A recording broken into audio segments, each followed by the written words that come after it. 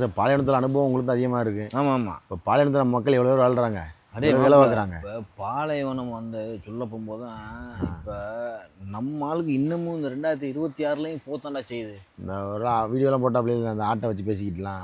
அந்த ஒரு பையெல்லாம் பார்த்தோம்மா இப்போவும் ஆளுக்கு போதும் என்ன குடும்ப கஷ்டத்துக்கு போகிறாங்களோ என்னமோ தெரியல. ஆனால் மாட்டிக்கிட்டாங்களான்னு தெரியல. இன்னொன்று நீ பாலைவனத்தில் போய் இன்னைக்கு காலகட்டங்களுக்கு நான் இருந்த காலகட்டங்கள் வேறன்னு வச்சுக்குவேன். இன்னைக்கு காலகட்டங்களுக்கு பாலைவனத்துக்கு போய் சம்பாதிக்கிறது ஒன்று தான், நம்ம ஊரில் படுத்து கிடக்கிறது ஒன்று தான். என்ன அதை விட கூட இங்கே சம்பாதிக்கலாம். ஆமாம் சார், இந்த அளவுக்கு போய் மாட்டுறதுலாம். ஆமாம், அங்கே பெரிய தப்பு மாஸ்டர். அது தப்பு. ஏன்னு கேளு, இப்போ இங்கே நம்ம 10,000 சம்பாதிக்க வச்சுருவோம், அங்கே ஒரு நமக்கு 30,000 கிடைக்குது. இந்த பாலத்தில் இருந்துட்டா ஓகே, அதே 10,000 அங்கேயும் கிடைக்கும். அதுக்கு இங்கேயே சம்பாதிச்சிடலாமா? ஐயே சரி மாஸ்டர், இந்த பாலைவன சூட்டை எப்படி உணரலாம் நம்ம?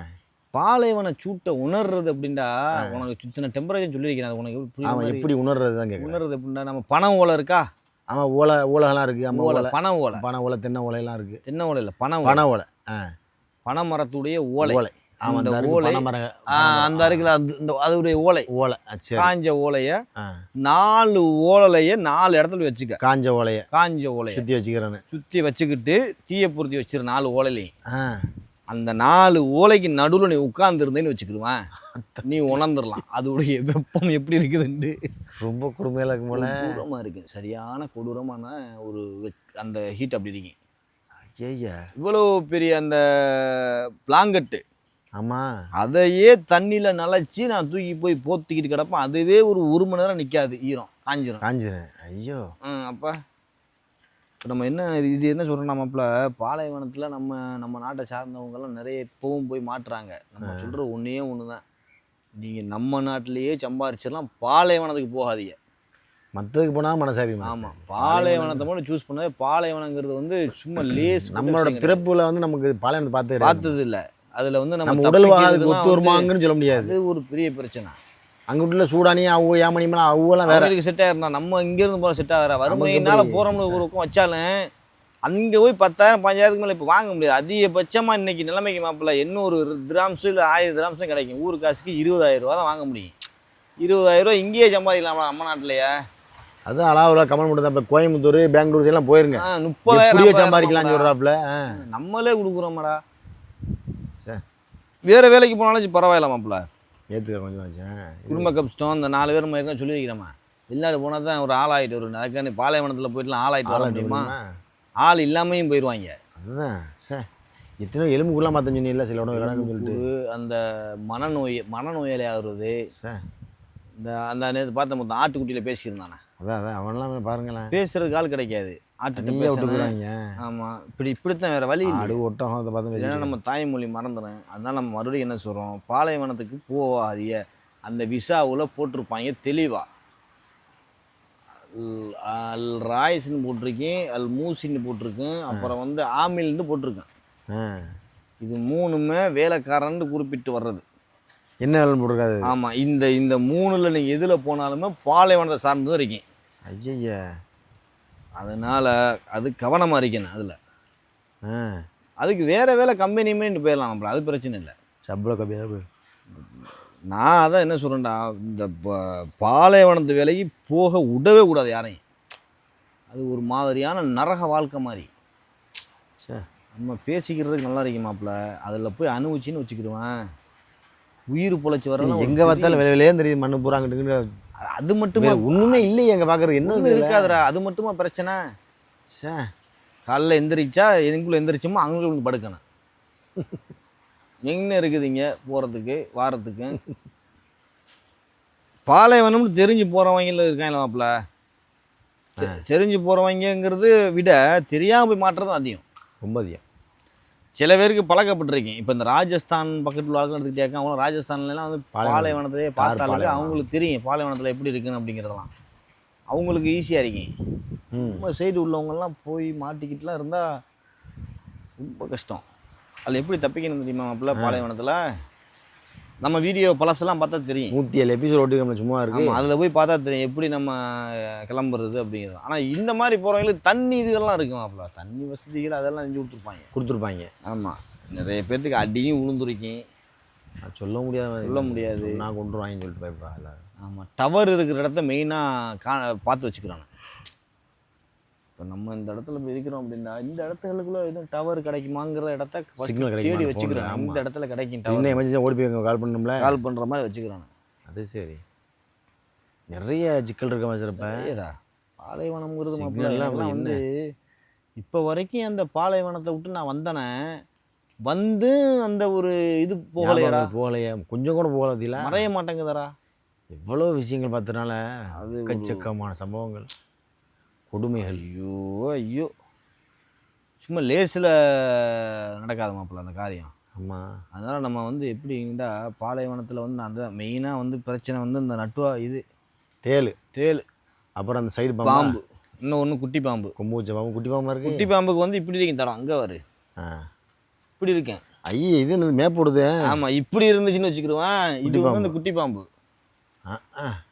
அவங்க இப்படிங்க அப்படி வரிசைக்காக இருப்பாப்புல அந்த தடம். ஐயா, அதை கண்டுபிடிச்சிடலாம் குட்டி பாம்பு. இந்த சீப்பு வச்ச மாதிரி இருந்துச்சாக்க அதுதான் கொம்பு. ஆனால் கொடூரமாக விஷமா அது. கொட்டூரமாக நான் ஓட்டை போட்டது தான். எங்கே ஓடி போய் பிழைக்க? நீ அதுக்கு விஷமே இல்லாட்டாலுமே நம்ம செத்துற வேண்டியதான். விஷம் நினச்ச பயத்துலையே, பயத்தில் ஒன்று இன்னொன்று இங்கேருந்து எவன் உன்னை கூட்டிகிட்டு போய் உன்னை காப்பாற்றி அப்படியே படுத்துக்க வேண்டியதான், வேற என்ன முடிஞ்சு. ஆமாம், பாம்புக்கு என்னமோ சொல்லுவாங்க, மறந்துருச்சுடா மாப்பிள்ள எனக்கு. அரபுலையா? அரபுல ஸ்னேக்கெல்லாம் இல்லை, மறந்துருச்சு. பார்த்தா என்னமோ சொல்லுவாங்க, மறந்துருச்சு. யாருக்காச்சும் இதில் பார்த்துட்டு கமெண்ட் பண்ணிட்டேன். அப்போ வந்து நம்ம என்னென்னா மாப்பிள்ள இந்த மாதிரி இப்போ இந்த 2024களில் 26 அந்த பாலைவனத்துக்கு போகாதீங்க. ஆமாம். நான் ஏன் சொல்கிறேன்னா மாப்பிள்ள அந்த அனுபவம் அப்படி. ஆனால் கல்யாணம் முடிச்சுட்டு போனவங்கலாம் பாவம் மாச்சு.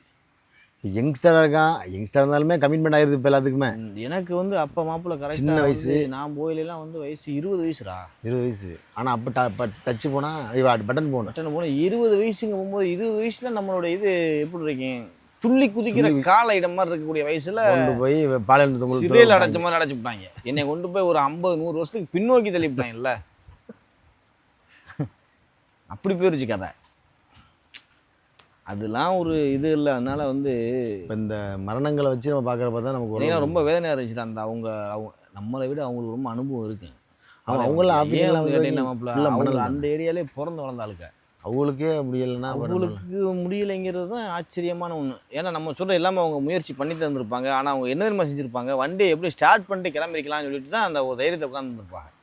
அதோட சாப்பாடு. ஆனால் அது வந்து இப்படி போய் முடியும் அப்படிங்கிறத அவங்க எதிர்பார்த்துருக்க மாட்டாங்க. நம்ம என்ன செய்யறோம், அதுக்காண்டி நம்ம வந்து துவா செய்ய வேண்டியது. சார் என்னது சொல்லுங்க. இப்போ மாப்பிள்ள இனி இனி இனி வர்ற காலங்கள்லாம் வந்து அன்றைக்கெலாம் நான் ஒரு ஆளை பார்க்குறேன். அவர் வந்து நம்ம ஆள் தான் போல, தமிழ் ஆள். அவர் இந்த பாலைவனத்தில் கலக்குறாரு, தாடியை வச்சுக்கிட்டு முடியை விரித்து போட்டுக்கிட்டு.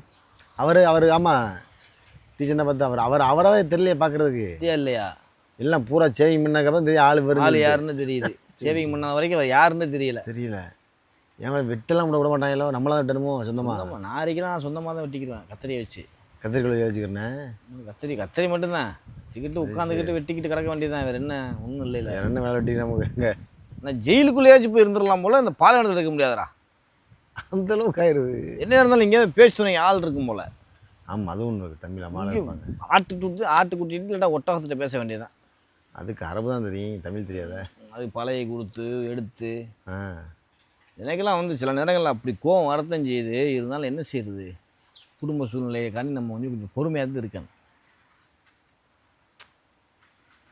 சொல்ல வேதனையான ஒரு அந்த இதெல்லாம் பார்க்கல எனக்கு ரொம்ப தர்ம சங்கடம் ஆயிடுச்சு. அந்த 2 பேர் கடைசியாக கூப்பிட்டு வந்தாங்க போய், என்ன ஆளுகளை கூப்பிட்டு 2 பேர் போய் அவங்க 50 கிலோமீட்டர் நடக்கணும், சும்மா நடக்க முடியுமா? காலெல்லாம் எல்லாமே இறந்து போய் கீழே நடந்திருக்கா, வண்டிக்கு அடியில்.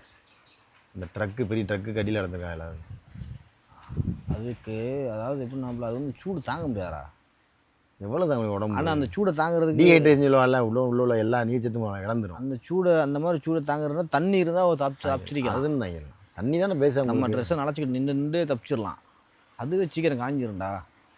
தண்ணி இல்லாதது தான் அவங்களுக்கு பெரிய ஒரு பிரச்சனைங்க. நம்ம சொல்கிற மெத்தேடில் வந்து தண்ணி இருக்கிறத கண்டுபிடிச்சாலுமே எவ்வளோ தூரம் தெரியாது, எவ்வளோ தூரத்தில் தண்ணி இருக்குங்கிறது தெரியாது. நம்பியே போக முடியாது நம்ம கடைசி வரைக்கும். ஒரு பறவையை பறந்தா கூட ஒரு கணிக்கலாம். பறவை பறக்கிறது ரொம்ப ரேராக இருக்கும். பறவை பார்க்க முடியாதாங்க, எங்கேயே பார்க்குறது. நானும் ஒரு என்னது கழுகு மாதிரியே வேற ஒன்று இளந்தண்ணி கழுகுன்னு சொல்லுவாங்க, அதான் பார்த்துருக்கேன். வேற இது வந்து கொஞ்சம் சின்னதாக இருந்துச்சு. வயிறின்னு சொல்லுவாங்க. அதான் கழுகுக்கு தேர்ன்னு சொல்லுவாங்க நினைக்கிறேன். கழுகுக்கு வேற என்னமோ அதை ஒன்று தான் 10 கிலோ வருஷத்தில். ஆமாம், அந்த ஒரு கழுகு தான் வந்துக்கிட்டு போய்கிட்டு இருந்துச்சு.